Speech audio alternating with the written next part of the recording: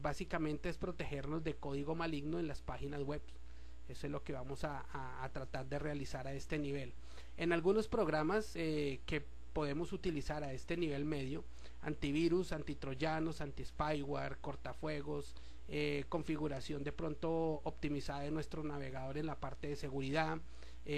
cambios de marca, o sea, gestor de correos y noticias, estar cambiando permanentemente, implementar el uso de script para conectarse de pronto a algún IRC o realizar chats directamente en internet, tener seguridad en el control de algunas conexiones que generemos en nuestro equipo hacia y desde internet, utilizando de pronto, como lo decía anteriormente, firewall, y teniendo un control de todos los procesos que se encuentran en ejecución en nuestra máquina para estar pendientes de qué es lo que está sucediendo. Tener en cuenta el tema de cookies, que es importante, ya que estas son una amenaza verdaderamente interesante que permite de pronto en algún momento entrar en el disco duro de los usuarios en forma de algún tipo de archivo de texto y una identificación que pueden llegar a ser muy peligrosas. Entonces lo mejor es tratar de configurar nuestro navegador para rechazar todo este tipo de posibles intrusiones por medio de cookies. Tener presente que el spam es otra de las amenazas que puede llegar a tener repercusión en nuestra infraestructura, y que básicamente lo que hacemos es tratar de configurar nuestros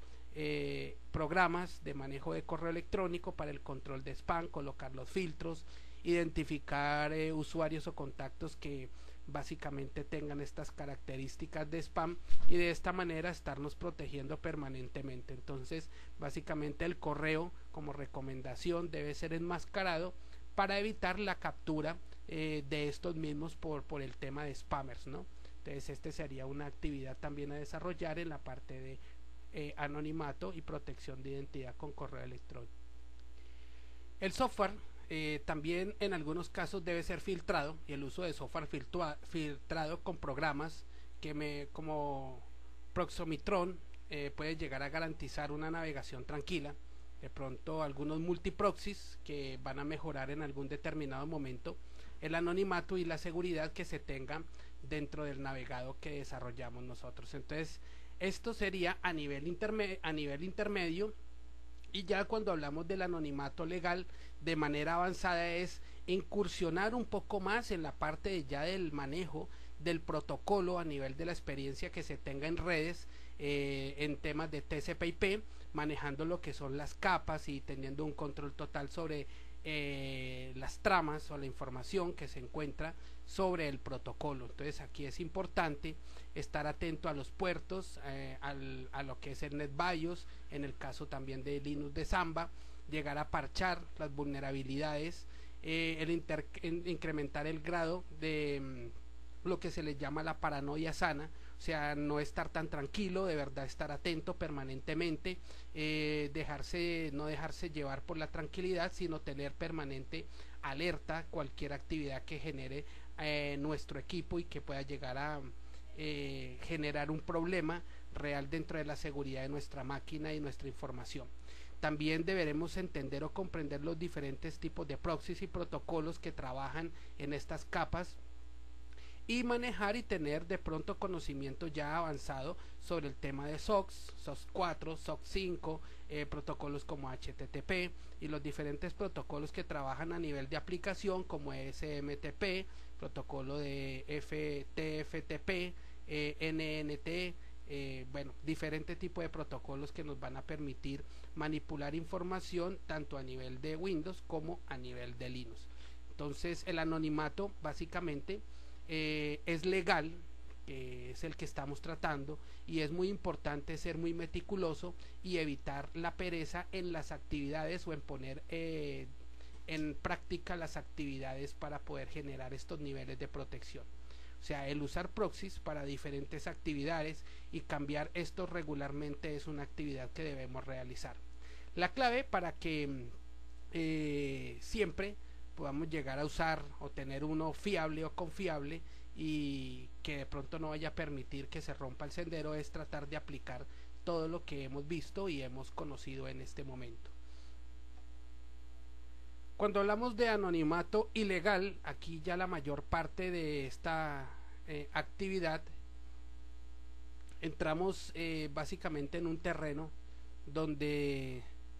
se sale de lo que es la línea legal, la línea ética, y donde ya empiezan a generarse aspectos confusos, aspectos oscuros, y estamos entrando en actividades que pueden llegar a tocar con el delito. Entonces, el uso legal o ilegal de las técnicas no tiene de pronto nada que ver con el nivel de conocimientos. O sea, junto a los hacker éticos, el nivel técnico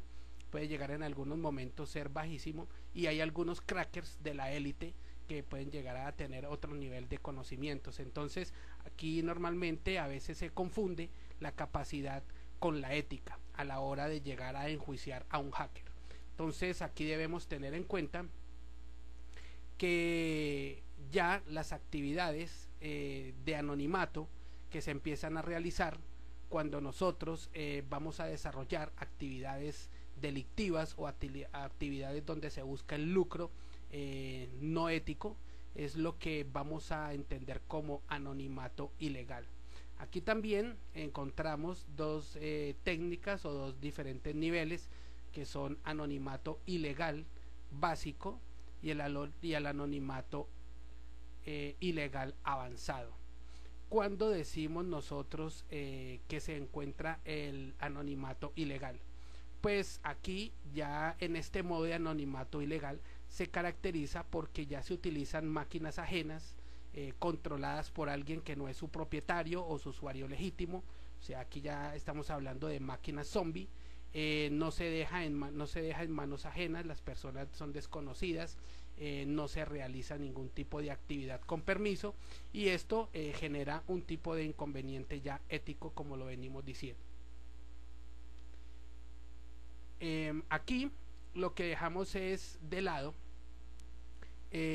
toda la parte ética y comenzamos a realizar actividades como si fuéramos lammers o algunos script kiddies, que son personas que desarrollan actividades delictivas básicamente por falta de conocimiento, y utilizan algunos scripts o algunos exploits que ocasionalmente, si no son los que ellos los hacen, pues son otras personas. Entonces, a veces estos crackers de la élite engañan a los administradores haciéndoles creer que son algunos lammers, y esta actividad no es lo que parece ahí afuera. Entonces, utilizando técnicas de anonimato, aparentemente pueden llegar a esconderse detrás de posibles personajes con supuesto conocimiento y con supuesta peligrosidad. Cuando hablamos de anonimato ilegal básico y avanzado, aquí el usuario o el intruso comienza a valorar el adversario al que se enfrenta. O sea, no es lo mismo enviar un correo de protesta contra algún tipo de injusticia, con alguna filiación política, que hacerlo de pronto denunciando a una persona que está de pronto generando narcotráfico en la propia ciudad donde se encuentra uno. Entonces, llegar a intentar entrar en algún tipo de servidor o en una red de dominio, esto ya es algo antiético, y es algo que se va a empezar a desarrollar o a incursionar en los campos de la delincuencia. Entonces, a diferencia ya de estas dos, queda establecida por la dificultad del objetivo que se quiere conseguir y ya después por las técnicas utilizadas. Generalmente se aprovechan algunos fallos de seguridad que no son corregidos a tiempo para poder llegar a instalar eventualmente troyanos, wingates, proxies, bouncer, shells en algunos servidores, y que esto sustituyen a algunos proxies que, teniendo un nivel de anonimato proporcional al control efectivo que se ejerza sobre la máquina controlada remotamente, nos va a permitir alcanzar las actividades que queremos desarrollar en este campo.